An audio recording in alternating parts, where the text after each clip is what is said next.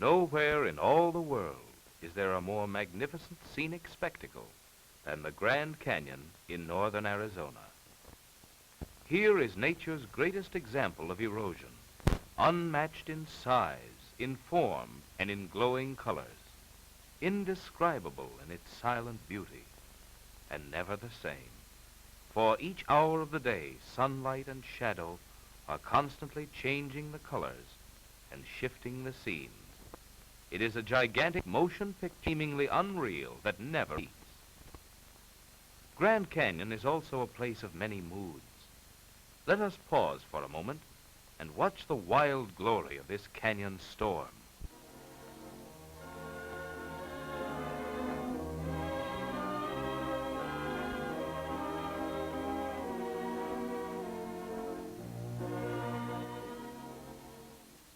Here are a few glimpses of the canyon in winter, with the fresh snow adding a different beauty and majesty to scenes along the south rim.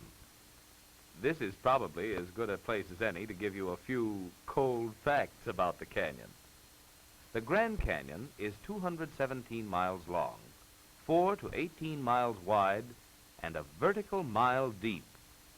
It was carved and is still being carved from a high wilderness plateau by the combined action of wind, rain, frost, and the Colorado River that pushes its way through the granite gorge at the bottom of the canyon. A whole range of fantastic mountains a mile high rises from the depths of the canyon. Their templed crests are about level with the canyon's rim. Here is one place where you can look down on mountains without climbing them. The south rim of Grand Canyon is open to visitors the year around, and the Santa Fe Railroad, the only railroad entering Grand Canyon National Park, provides Pullman service every day of the year, direct to the south rim. Here is a bird's eye view showing how near the railroad tracks approach the very rim of the canyon. At the bottom of the picture, note the Santa Fe train heading for the station. When you step down at the Grand Canyon Depot, you are in the very heart of all activities on the south rim. For actually, within the drive of a golf ball from the station are the hotel, the lodge, and cabins, the start of the motor drives and saddle trips, the headquarters of the National Park Service, and the rim of the canyon itself.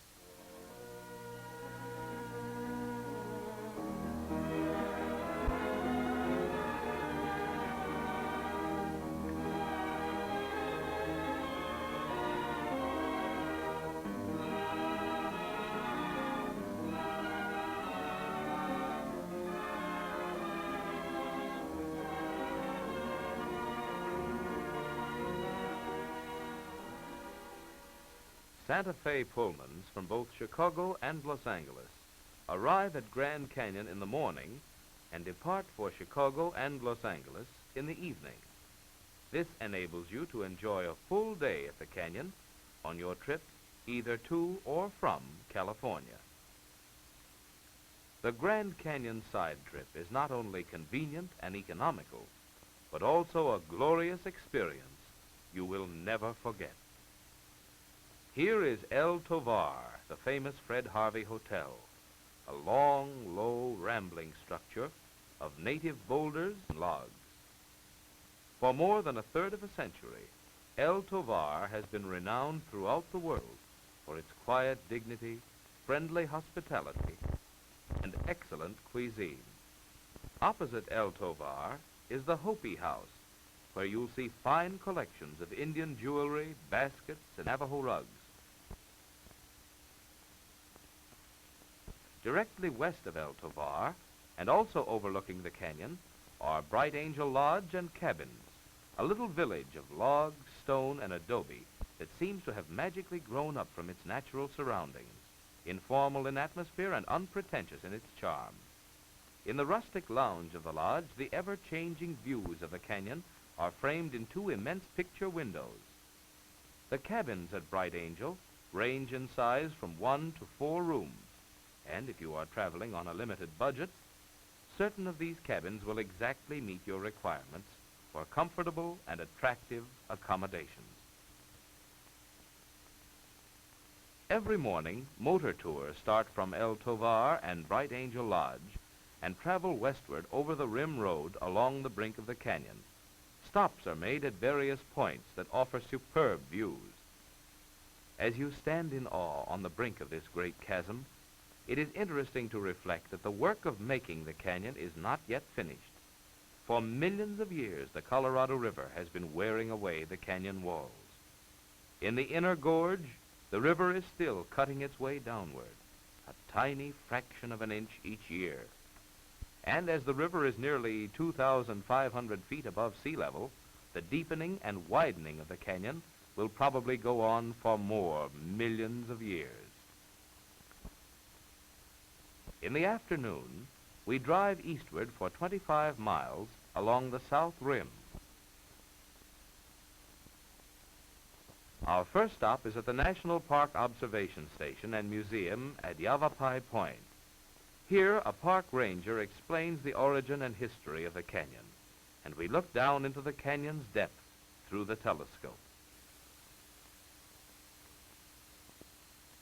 We also stop at other points to enjoy different views of the canyon and watch the colors changing in the afternoon light.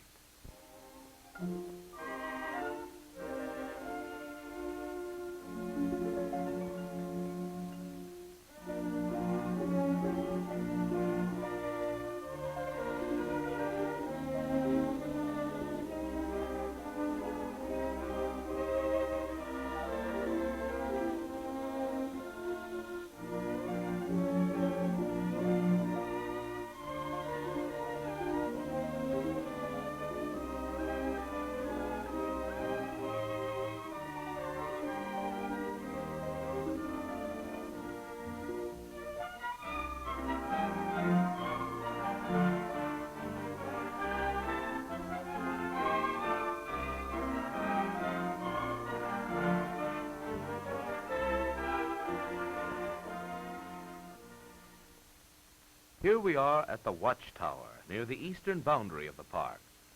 The Watchtower is a faithful reproduction of the strange towers erected by prehistoric inhabitants of this area. From the top of the tower, we enjoy one of the most breathtaking of all Grand Canyon views, as well as a startling panorama of the vast painted desert that lies beyond the eastern boundary of the park.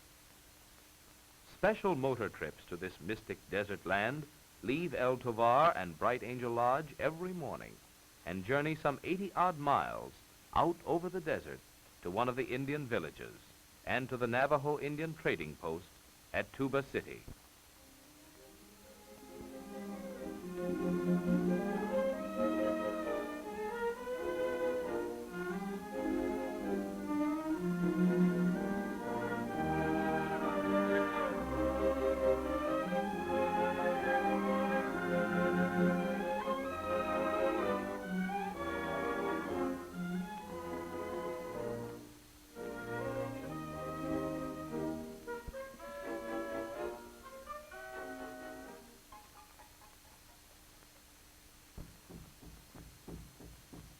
We return from our afternoon drive along the rim in time for the Indian Dances at the Hopi House.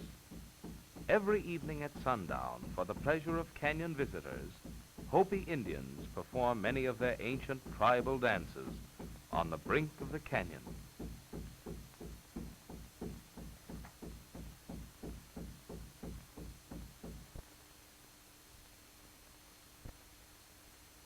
Grand Canyon must be seen from both the rim and the inner canyon trails to be fully appreciated. So let's climb on the Fred Harvey Mules for a trip down one of the trails to the bottom of the canyon.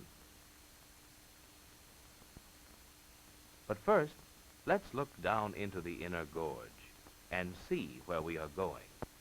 That little stick of wood, or rather what looks like a little stick, spanning the Colorado River, is the suspension bridge. Believe it or not, it is 440 feet long and 70 feet above the river. We'll cross it a little later in the afternoon. The river is a vertical mile below the rim. It looks much closer because these pictures were taken with a powerful telescopic lens. The trail running along the opposite bank of the river is the one we follow to Phantom Ranch, located among that green patch of cottonwoods marking the banks of Bright Angel Creek in Bright Angel Canyon. Right here and now, let me assure you that a saddle trip down in the canyon is a really safe adventure. The trails were built by government engineers. They are wide, they have no sharp inclines. A heavy stone wall runs along the outer edge. The mules are sure-footed, gentle, carefully trained, and have no imagination. In fact, the only creature with less imagination is the mule's lowly cousin, the burro. You'll love that mule of yours before the trip is over. So, here we go on our trip down the Kaibab Trail to Phantom Ranch.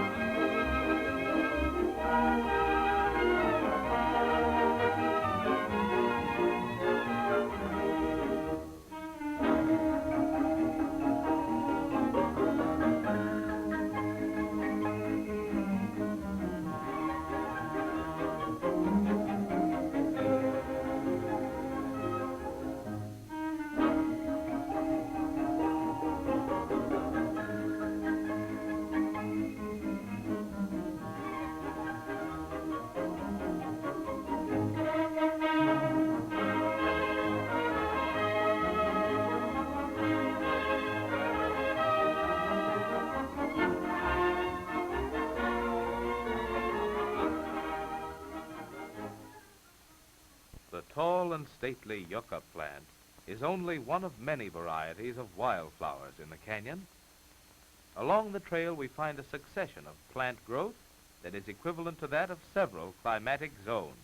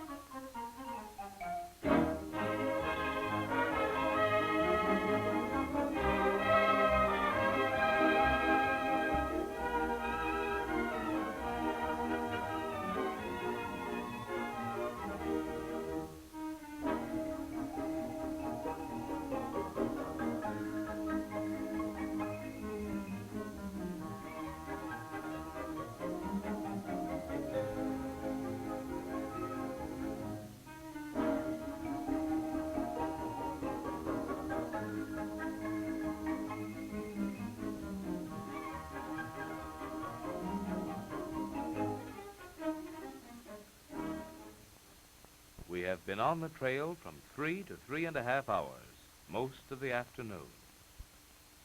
And now we come to the suspension bridge, with Phantom Ranch just beyond.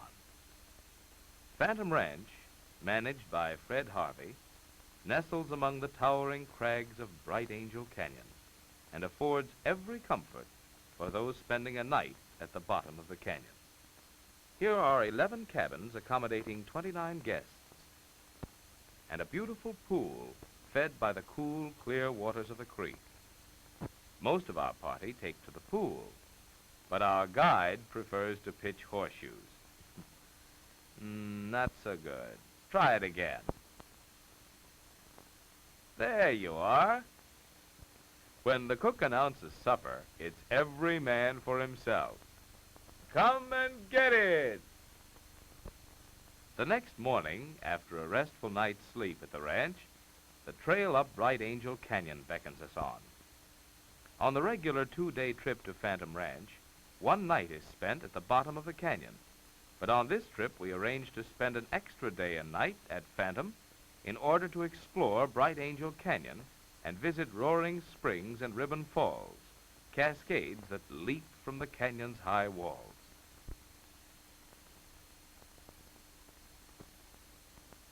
And now for the twisting, scenic climb back up to the rim. Right now we are on the Kaibab Trail, the one we follow down in the canyon. But after we leave the Colorado River, we swing onto the famous Bright Angel Trail and follow it up to the top.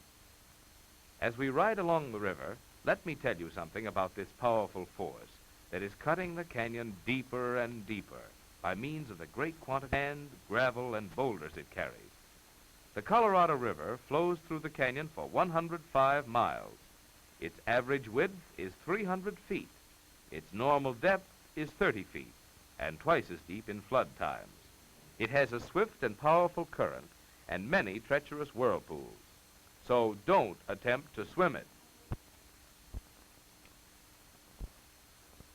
Around the middle of the day, we reach Indian Gardens, a willow grove at the foot of the south rim on the Tonto Plateau. We stop here for lunch. The deer also stop here for lunch, or rather, they wait until everything is arranged, and then they walk up and help themselves to our sandwiches.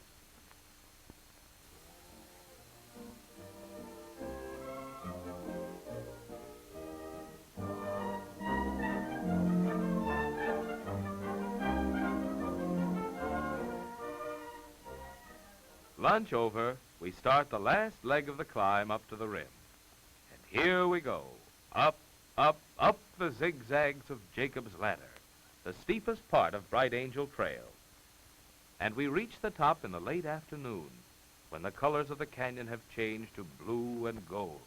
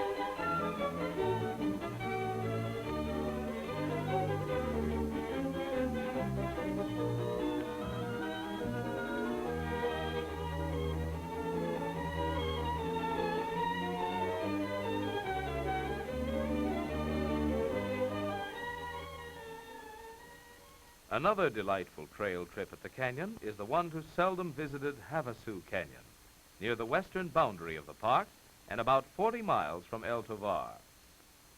Havasu Canyon, a land of sky-blue waterfalls and cascades, is a deep gorge surrounded with red sandstone cliffs. In this beautiful spot, tucked away in a corner of Grand Canyon National Park, is the Havasu Indian Reservation, the home of 200 friendly Indians.